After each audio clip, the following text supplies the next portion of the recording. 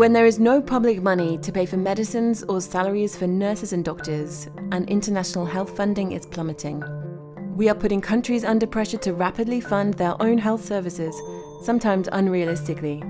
Sick people have to pay for medical care from their own pocket. It's called user fees. But what if their pockets are empty? What if they're vulnerable or affected by AIDS, tuberculosis, or malaria? What if they're in a country at war or facing a medical emergency?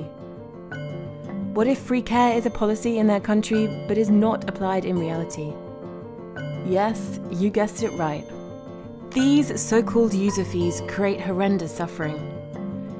It means people dying because they cannot get healthcare. Patients will suffer due to incomplete or substandard treatment.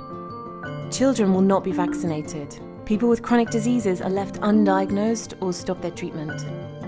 Patients are imprisoned in health structures until they can pay. Entire households get into debt or have to sell their means of livelihood to find cash. It can also mean a greater risk of epidemics spreading unnoticed and infecting more people. As an example, in the Central African Republic, a country facing a humanitarian crisis, many women have to pay to give birth.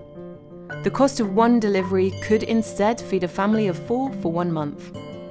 In the Democratic Republic of Congo, some HIV patients stop what should be lifelong treatment because of the cost.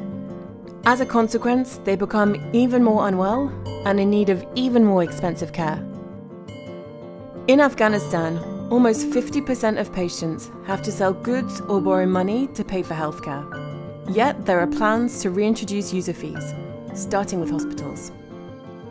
In Guinea, where malaria is endemic, an MSF-supported project providing free healthcare increased the number of people seeking care by 10 times.